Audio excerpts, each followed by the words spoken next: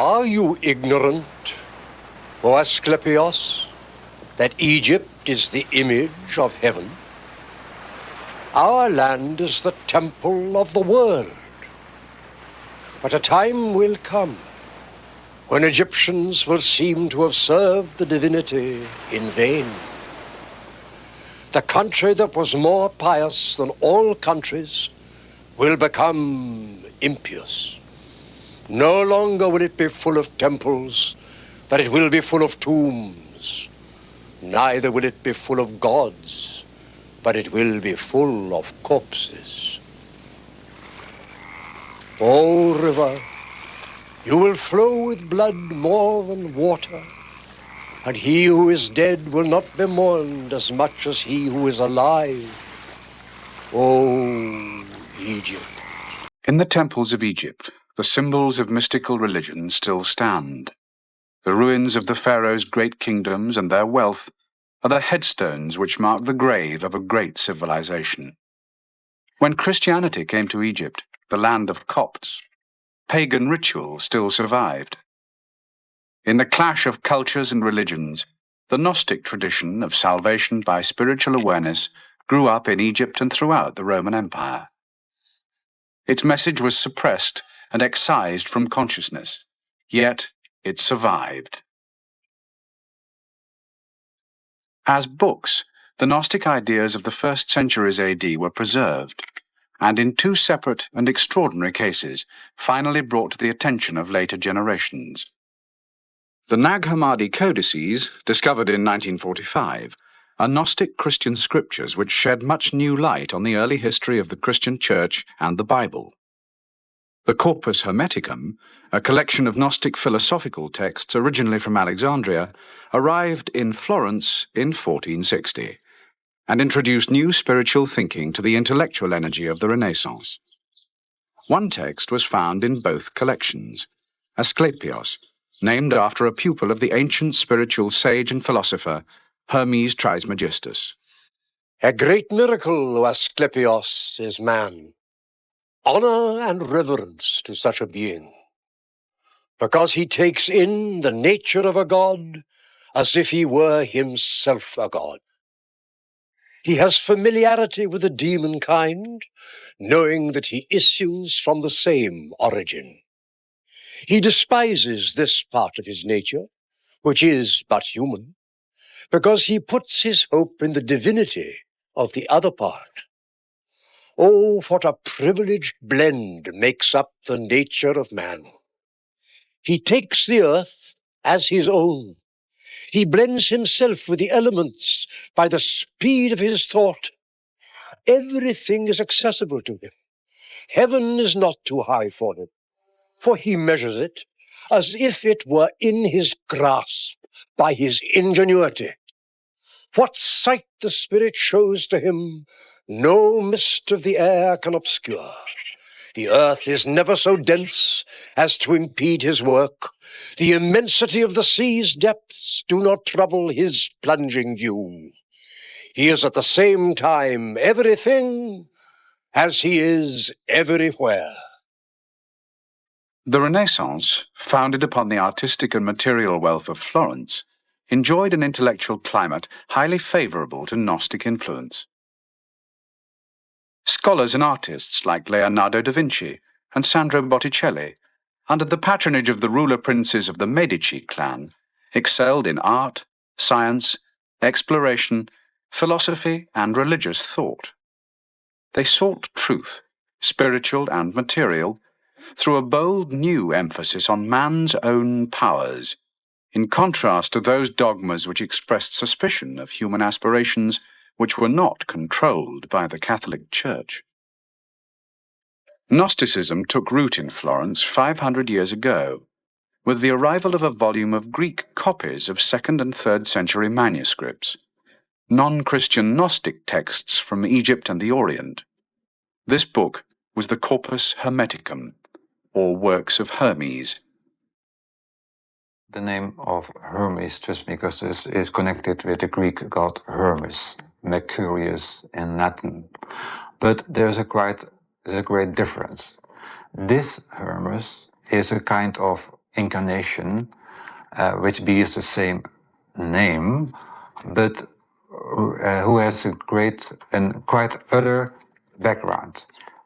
Well, they thought he was an ancient Egyptian sage and somebody who was either a predecessor or a contemporary of Moses. In fact, I think it says on the pavimento in Siena, the cathedral at Siena, that he was actually a contemporary of Moses. And in this way, he handed over the ancient Egyptian wisdom to Moses. We cannot mention a concrete person being the author of the so-called Corpus Hermeticum. We can only say that the actual writings were written in the 2nd or 3rd century in Alexandria by a group of scholars interested in Platonic and Gnostic studies. Dr. Frans Janssen is curator of a private Dutch library, the world's largest collection of books and manuscripts of Hermetic philosophy, Gnosticism, alchemy and Rosicrucianism. The first edition of the Corpus Hermeticum is one of its most valuable volumes. Here in my hand, I have a very rare book. It is the first Latin translation of the works of Hermes, which we call now the Corpus Hermeticum, printed in the year 1471. On May the 29th, 1453, the medieval world came to an end when the Turks overthrew the Byzantine Empire, and a lot of Greek monasteries were overthrown and all their libraries were destroyed. And the Renaissance princes, being men of very questing minds, bought up a lot of the manuscripts that were coming from Greece. It was about the year 1460. A monk came up to Florence, and the monk was well aware that in Florence the ruler, Cosimo de' Medici, was a book collector. And he offered him this Greek manuscript, which contains the works of Hermes. And Cosimo was immediately alert. He was over 70 years old. And so he said to Ficino, I know you have other work to do. That other work was the translation of Plato. But this is more important. And I feel that I will die soon. And I want to read first Hermes. It's a very large body of text. Some of them are philosophical, but some of them deal with the occult. They deal with astrology. They deal with what one scholar called low-grade hocus pocus. It does have the principle of revelation, for example, and this revelation is designed to reveal the nature of the cosmos and to establish man's relationship within that scheme of things. It has been described as either a semi-Gnostic or Hermetic gnosis. The rediscovery of ancient wisdom in 15th century Florence was due to its ruling dynasty, the Medicis.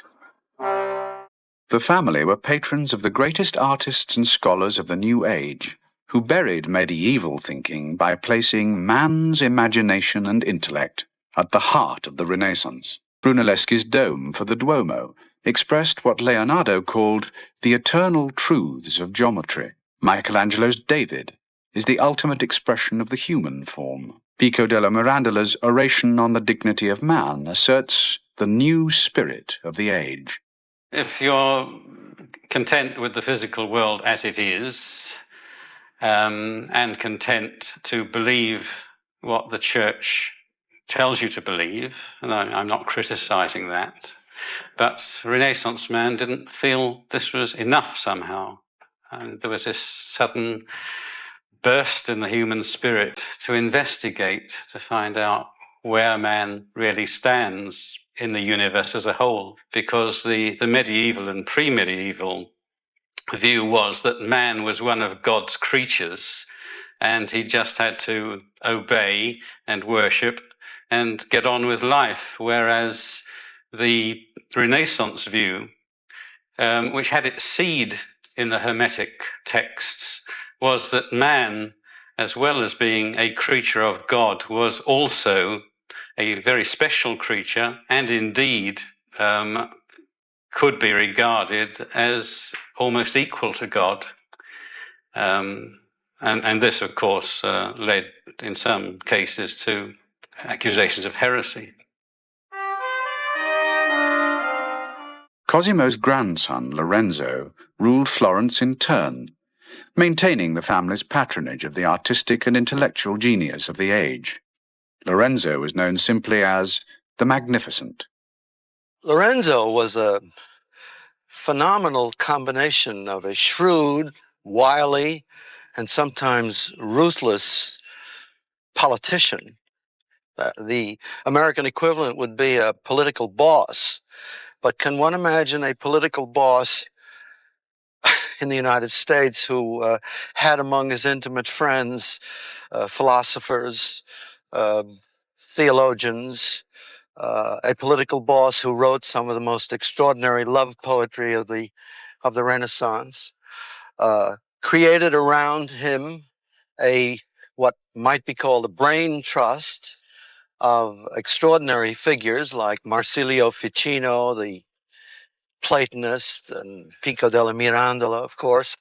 Let a certain holy ambition invade our soul. The favoured poets, scientists, artists, and philosophers enjoyed the hospitality of the Medici family in their fortress palace in the city and in the gardens of their villas on the Tuscan hills above Florence. Every year, Plato's birthday was honoured at their first country house, the Villa Careggi. The central ideas of Hermetism took hold in this charmed circle, which took them to be a kind of pure and original theology, prophetic of Christian teaching. Ficino, the translator of Hermes and doctor to the Medici family, attempted to practice the ideas which he found in the Corpus Hermeticum. Now, Marsilio Ficino had developed the Hermetic ideas into his medical practice insofar that he studied the stars, as did most doctors of the time. And if he felt that certain planets were in an unfortunate position in someone's horoscope and were causing them problems of one kind or another, he endeavored to correct this by putting up images and lights in certain patterns, and he composed symbolic hymns and pursued what he called natural magic. Magic was the technique to attain Hermetic gnosis. A magus was its exponent. Lorenzo was portrayed by Botticelli as one of the three magi who came to Christ's birthplace because they had the wisdom to interpret astrology. The ambition of Renaissance man to comprehend himself, the world, and God was all contained in the one word, magic. It derives, I think, from the Persian magi, who are, of course, found in the Bible as the three magi who, by their knowledge and study of the stars, knew that a special cosmic event was happening at a particular place at a particular time and went there and did something about it. And so the term magi, and from that how they did it, magic, was quite important and quite respectable. But if this was extended to trying to operate upon the angels, you were poaching on the church's preserve. There were all kinds of blasphemous heresies which could be imputed to this. One of the philosophers who fell foul of the church, despite the patronage and protection of Lorenzo, was Pico della Mirandola. He spent many days of contemplation, prayer, and study in the convent of San Marco, a short walk away from the Palazzo Medici in the heart of the city. Dying at only 31, he was buried in Dominican robes in the church next door. Pico was one of the great humanists of the Renaissance. He was born in 1462 and was obviously a child prodigy. In fact, there is a story surrounding his birth, and that's when his mother was giving birth to him, a circle of flame appeared over the bed. His full name is Giovanni Pico della Mirandola, Conte di Concordia. He was born into an aristocratic family, had all the social and political advantages that anyone could wish to have, and was also an immensely learned person. At the age of 14, he went to Bologna, studied canon law, and gave that up because he'd sort of more or less exhausted it. This is that friendship.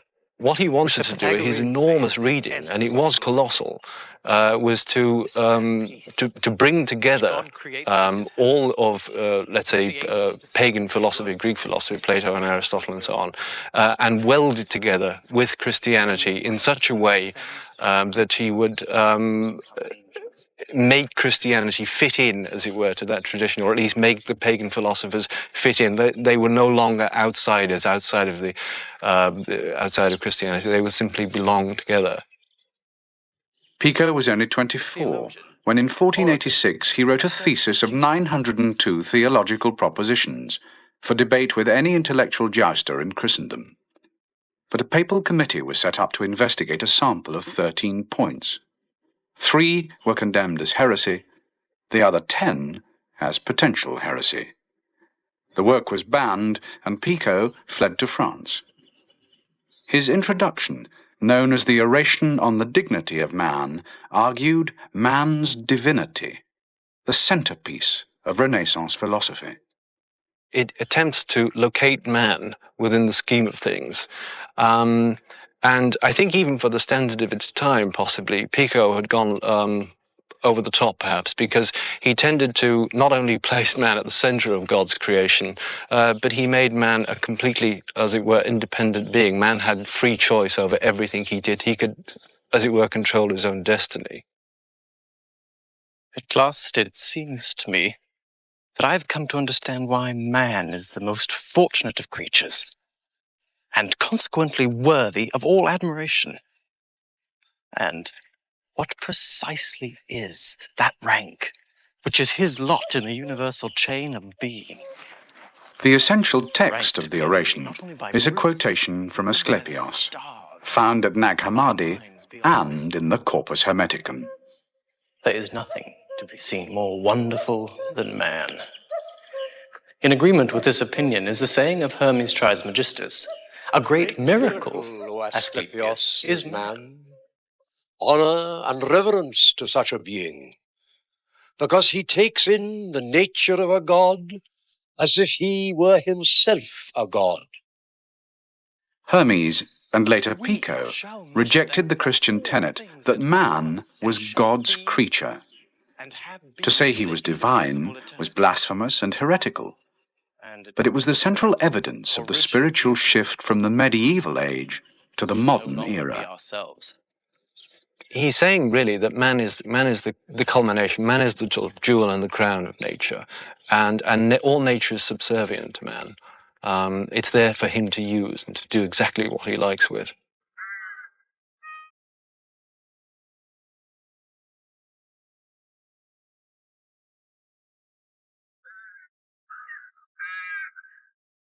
The Renaissance philosophers renewed man's perennial attempts to locate himself within the universe, and not merely to accept his destiny as random. It is this which makes the Renaissance the third significant historical instance of Gnosticism. For Gnostics, man is God on earth, and also for Pico, that's become true in the oration.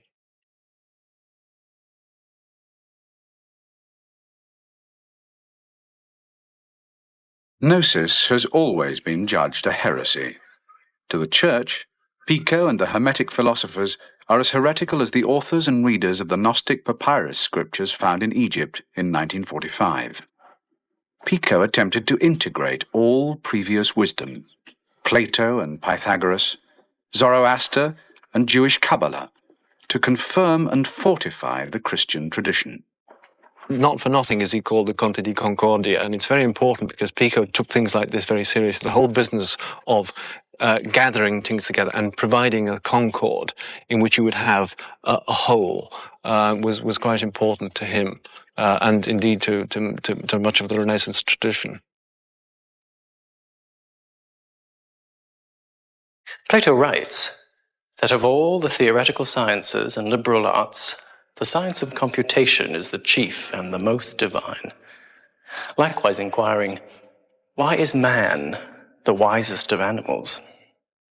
The importance of the oration is it is really an affirmation of the dignity of man. The dignity resides, his own actions will determine his own eventual outcome.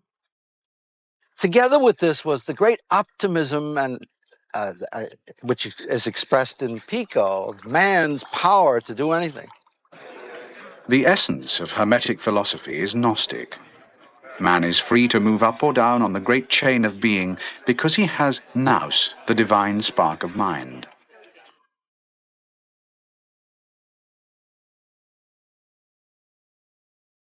Reaching nous is gnosis. The aim of the Hermetist is to unite the above and the below, the inner and the outer, the known and unknown, the material and the spiritual, and to use his powers. What distinguishes him from the animals and from the rest of the creation is his own divine spark, which, if he develops the knowledge of how to approach that spark, can become as God, can in fact change the world, as indeed he has since Renaissance times. Thou shalt have the power to degenerate into the lower forms of life, which are brutish. Thou shalt have the power, out of thy soul's judgment, to be reborn into the higher forms, which are divine. The Hermetic philosophy departs from the conception that there was, in former ages, a unity between God and man. And this unity is lost. And what the philosophy aims at is to recover this unity. This is that peace which God creates in his heavens, which the angels descending to earth proclaim to men of good will, that through it men might ascend to heaven and become angels. Contemplation of nature. Looking to nature not only with scientific eyes, but through nature, getting the idea behind nature. Whatever seeds each man cultivates will grow to maturity and bear in him their own fruit. If they be vegetative, he will be like a plant. In the oration, you have a beautifully eloquent, spelled out statement of the intermediary position of man. Man consists of higher and lower potentialities. He's set midway, a little lower than the angels. He loves to quote from the Psalms there. A little lower than the angels, a little higher than the beasts. Where he will go, whether he rises to rejoin the one, the source of all being, God, or whether he descends, and not into a Dante-esque hell, but descends to a kind of state of material brutishness, depends on his own will. The oration has been described by Eugenio Garin, the great Italian Renaissance scholar, as the manifesto of the Renaissance.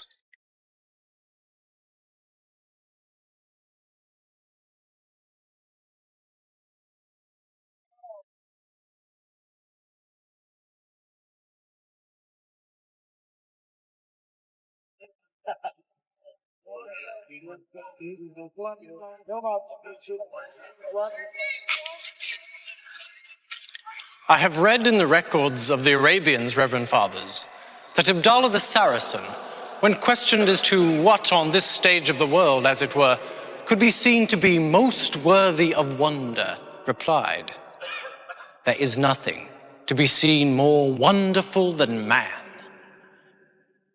In agreement with this opinion is the saying of Hermes Trismegistus, "A great miracle, Asclepius, is man." At last, it seems to me, I have come to understand why man is the most fortunate of creatures and consequently worthy of all admiration, and what precisely is that rank which is his lot in the universal chain of being, a rank to be envied not only by brutes, but even by the stars and by minds beyond this world. The best of artisans, the creative powers, addressed man thus: "The nature of all other beings is limited and constrained within the bounds of laws prescribed by us.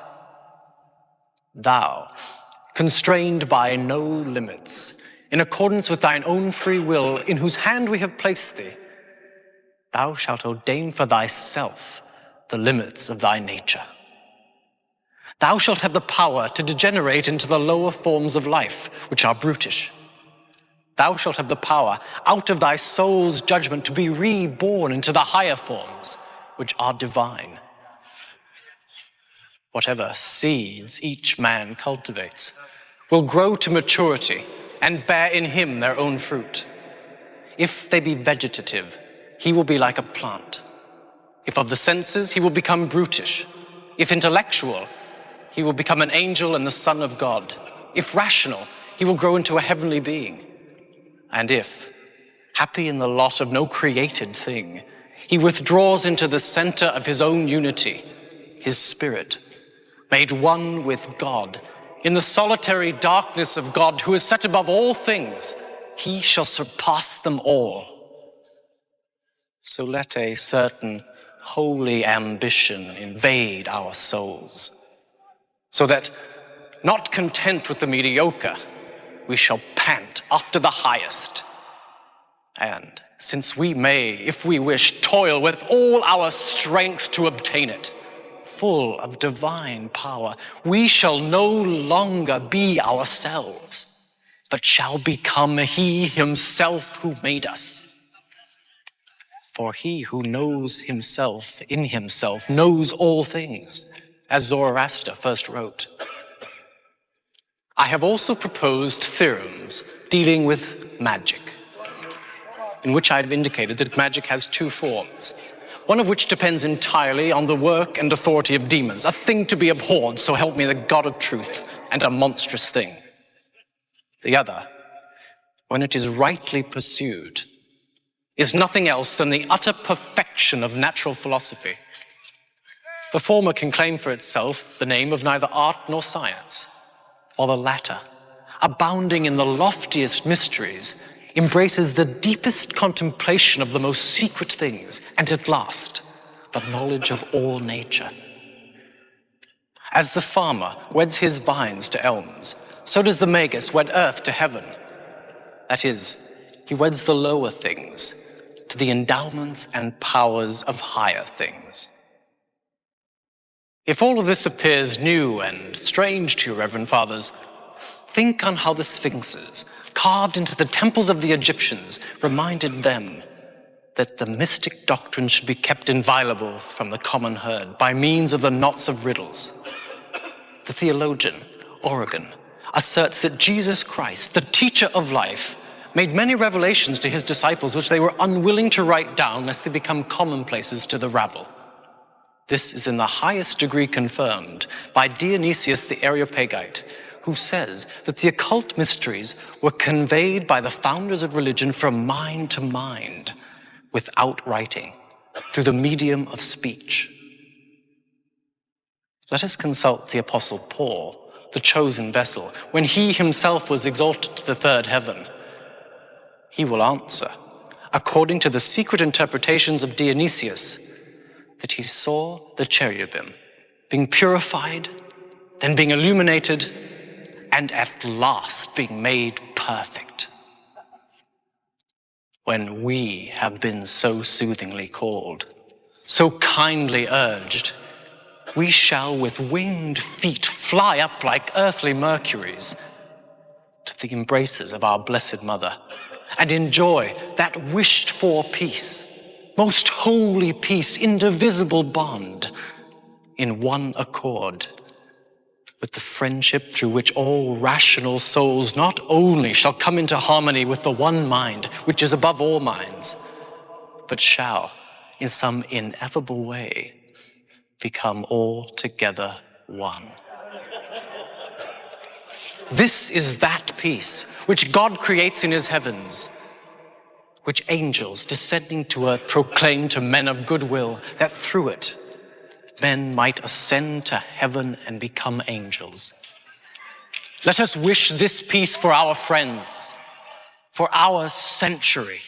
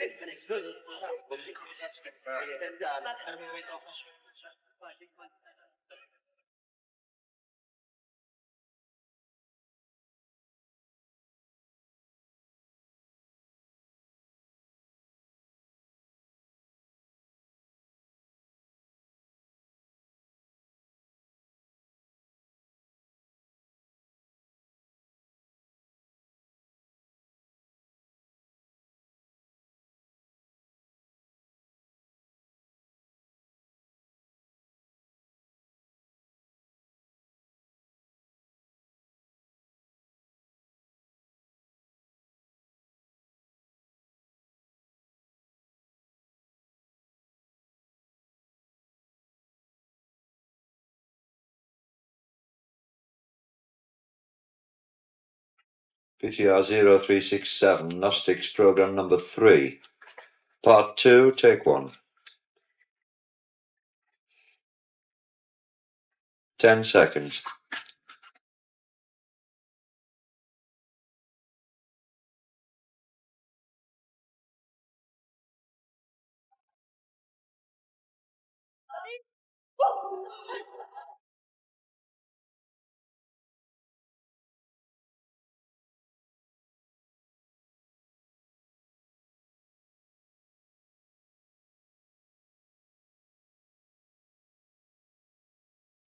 Pico's optimism was ill-founded. His oration, the manifesto of the Renaissance, was never heard in public. He and his fellow Hermetists pursued their philosophy and their magic, courting danger. The Church, to which they were loyal, silenced them, and even burned some as heretics. For the third time in 1200 years, Gnostics were suppressed.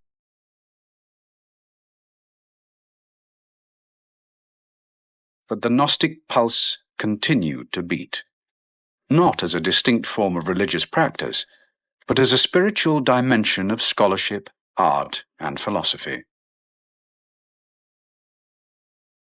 Hermetism and Gnosis, united in magic, remained controversial. In England, attacks on witchcraft expressed the superstitious fear that magi had secret powers to effect spiritual changes in the cosmos. But targets were the celebrated Renaissance men whose scholarship knew almost no bounds, like the English scholar, linguist, inventor, and magician, John Dee. Dee was 100 years on from the Medicis, Renaissance man, second generation, so to speak, who really could operate. He was a great mathematician. He was he went to Cambridge and then to the University of Louvain, and at the age of 23 gave mathematical discourses at the University of Paris, which were so popular that people were standing in the windows. He was a very brilliant man of his times. He lived, and they all lived, in a very different world. They really believed in an inner world of spirits, and that these spirits could affect man, and just as man could affect the world.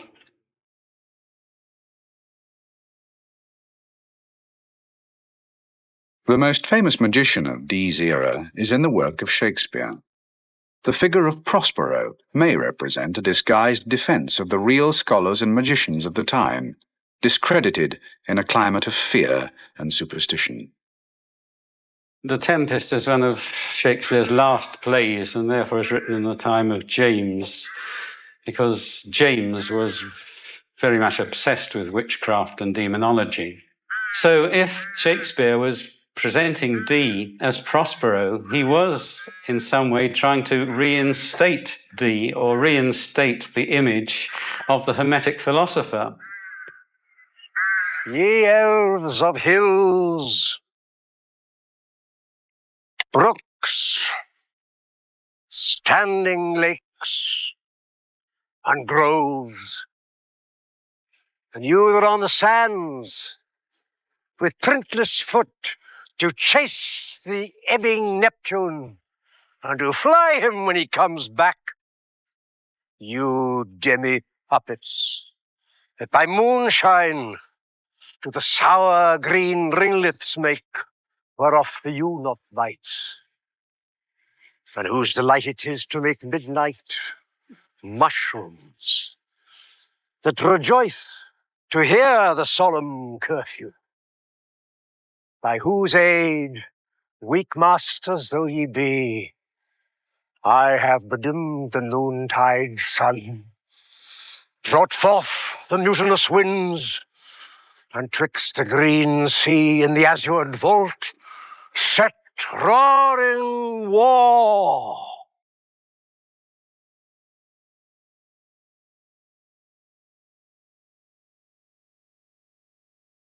To the dread rattling thunder have I given fire, and rifted Jove's stout oak with his own bolt. The strong-based promontory have I made shake, and by the spurs plucked up the pine and cedar. Graves at my command have waked their sleepers, oaked and let 'em forth by my so potent art.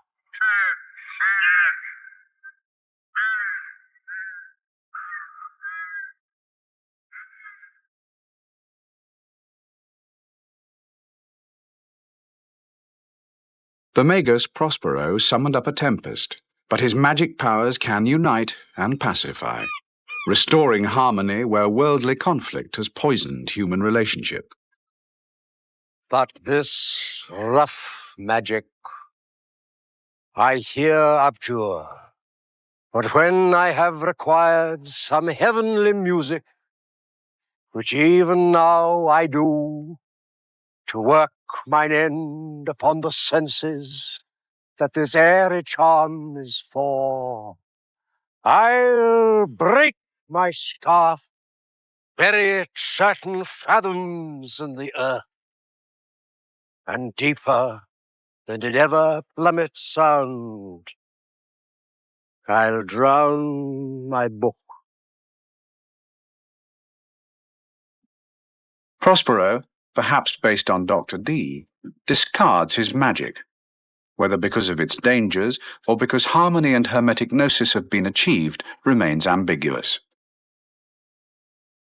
Our revels now are ended, and the actors, as I foretold, only spirits, and are melted into air, into thin air, which, like the baseless fabric of the vision, the cloud-capped towers, the gorgeous palaces, the solemn temples, the great globe itself, yea, all that it inherit, shall dissolve, and like this insubstantial pageant faded, leave not a rack behind. We are such stuff as dreams are made on, and our little life is rounded with a sleep.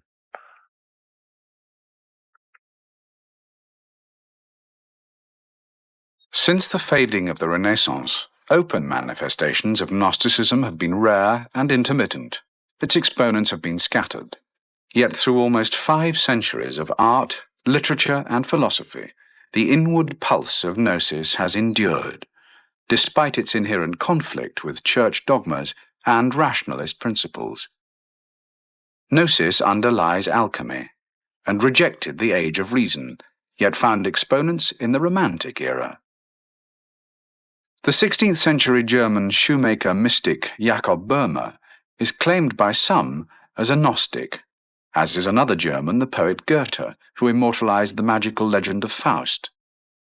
Advocates of the Gnostic tradition argue for the Gnostic inspiration of names as diverse as William Blake, Karl Marx, Rudolf Steiner, Carl Jung, and John Lennon.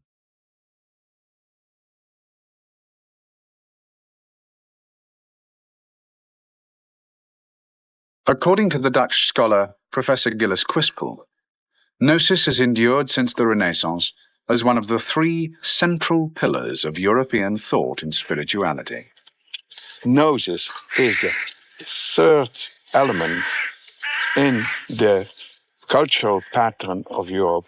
It has always been there in antiquity, in the Middle Ages, and in modern times. Besides reason and besides the faith, there has always been the awareness that imaginative thinking can be true and that the heart has its reasons, which reason doesn't know. Gareth Knight, who has studied Hermetism and magic throughout history, believes that Hermetic Gnosis will survive as a spiritual liberation from the rational world. It's liberating from the trammels of too narrow a vision. It's liberation from a materialistic vision, which is causing us to rape the earth of its resources in a scramble for goods which we don't know how to deal with because still millions starve in spite of all our technology. And the Hermetic view is that we need to look a little wider. Throughout our previous one announcement was largely discovered to show the anomalies will be indicated by now. Pivot 3-1 for startup clearance. Pivot 3-1, clear start. 3-1. Clearfield, ground clear, Bravo, Alpha, Delta. The drive of life in itself always comes from an invisible spiritual level. And I believe that the technical world, they discovered the secret of the atom. A businessman who runs both his life and his company on the principles of Hermetism. The concrete achievement of his materialistic vision is balanced by life's spiritual dimension. A human being can go in the same moment, spiritual and material, if he is really connected to his own inner center that is linked with the center of the universe.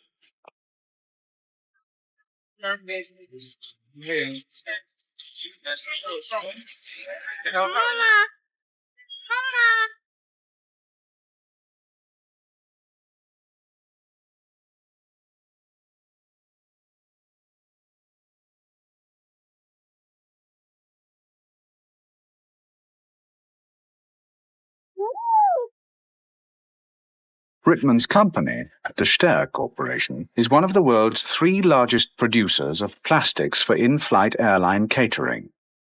The highly automated Belgian factory produces 20 million individual items each day for delivery to airline kitchens around the world. The factory shows for me the meaning of communication, that you are a human being who serves the problems of the 4 corners of the world. I believe that I can be very proud with 600 million articles around me, serving 350 million people all over the world, and be in a daily contact with 250 airlines. The interconnection between this factory and my library is the absolute possibility for a human being to deal with an impulse in a spiritual aspect and in a material aspect. And I can say I achieved with my library, who was a main part in my life, I achieved to be in contact with the spiritual influence of the past, of the Gnostics, you can say, but also the spirituality of today, but even now, the spirituality of the future. Rittmann's private life and his personal wealth have for 20 years been devoted to building this library, the Bibliotheca Philosophica Hermetica in Amsterdam, the world's largest private collection of Gnostic, Hermetic, and related manuscripts and first editions. The separate parts of his life form a philosophical whole. If you look to it in a superficial way, it looks a contradiction, matter and spirit. But it isn't. I see my library as the library of the light. And the best thing is to communicate in the light. The writers of my library are well together in the library, in the same communication, the same principle of their absolute relation to that inner impulse. Pico's oration on the dignity of man, with its emphasis on man's spiritual and material powers in unison, is Rittmann's text for life. Pico put the human... The commitment to Hermetism imbues his company philosophy. His aim is to pass on from the practicalities of business to make contact with a neglected inner dimension of human relationship. Ogenblikje, vraagt even iemand de catalogue. There are two ways where you can prove people that there is a value in life. And with the Ster company, I brought the company to a very successful level as I solved the problems of my customers. It is in a way the same as in the spiritual aspect. I think that with my library, with the spiritual value that I created through the wealth of my business life, I brought the same value, but not as a material product, but you can say it as a spiritual product. No one working for Rittmann's company can fail to observe the influence of the Hermetic tradition. Between the chairman's executive suite and the corporate offices, there stands a specially commissioned temple to Hermes in marble and bronze. You see here, God is an infinite sphere whose center is everywhere and his circumference nowhere. So, to give an answer to the question of man, I like to refer to Pico della Mirandola, who says, Magnum miraculum homo est. A great miracle, Asclepius, is man.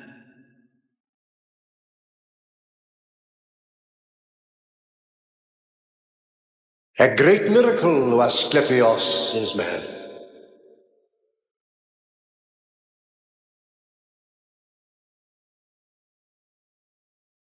Jost Rittmann's plastics empire is not alone in uniting modern high-tech industry with a Gnostic spiritual vision. In America's Silicon Valley, there has existed for 10 years a small but thriving Gnostic church, which uses scriptures based on the texts from Nag Hammadi and is led by a woman bishop. Today, the knowledge of the Gnostics is a self-knowledge. The last program of this series will show that in the modern era, which began with the Renaissance and the dignity of man, the pulse of Gnosis beats still, yet remains a mystery.